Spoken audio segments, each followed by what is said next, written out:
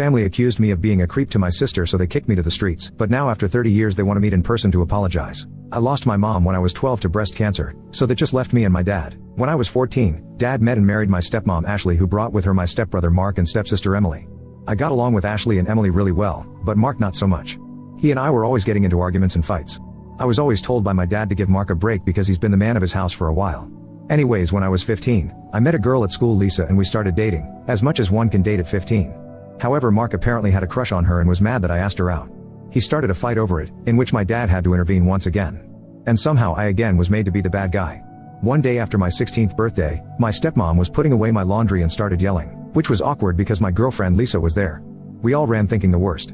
When we got to my room, my stepmom was holding several pairs of my sister's undergarments, yelling at me why they were in my drawer. I had no answer as I'd never seen them before.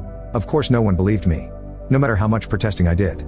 Then Mark piped up saying he always caught me staring at his sister and thought it was creepy, and caught me once saying I wish I could marry her. He was obviously lying, but that was all it took. My girlfriend backhanded me, called me nasty names like I was some creep, and then told me we were done and walked out. My dad grabbed me by the arm and threw me out of the house. He was yelling at me that he wasn't going to put his daughter at risk from a creep. I banged on the door to be let in, crying and telling them it was all lies told by Mark. My dad apparently had enough. I heard the locks. He opened the door and shoved me to the ground and told me to get lost. I told him I had nowhere to go and he said that wasn't his problem, and then he closed the door. I found myself on the streets with nothing to my name and no place to go. I tried calling my dad's parents, but he had already called them and they told me they won't help a creep. My mom's parents passed away before I was born, so I really had no options.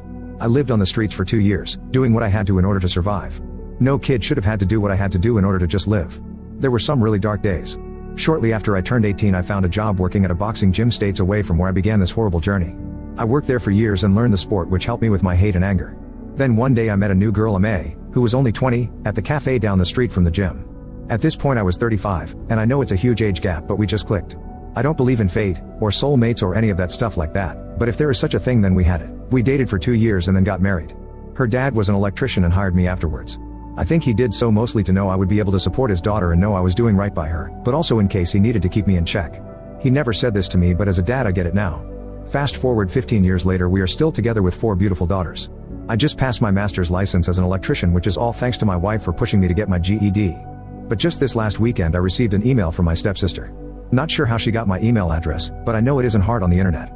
Mind you, I'm now pushing 53, so it's been over 30 years since I've heard from any of them. It was a long email. Not gonna give you all of it, but the meat of it is they now know what really happened. Mark, I guess, was busy drinking with his buddies on Friday and somehow my name was mentioned. Mark, I guess, started bragging about how he set me up and took my girl all those years ago. You heard it right, Mark ended up getting together with Lisa and they married. They were all laughing, hoping I passed away on the streets, a bunch of rude and vile stuff. I guess he forgot Lisa was there and she heard it all. So she called my stepsister to let her know, and so Emily spent all weekend trying to find me. Like I said, the email was long. Short of it is, they want to apologize face to face and want to make up for lost time. I'm indifferent to the idea though. I have no ill feelings towards her, she obviously was young and had no real say in the matter. But with lots and lots of therapy, I learned to let go of that hate and anger and to let go of them. As well, with all the love I receive from my wife, kids and in-laws, it's all I really need.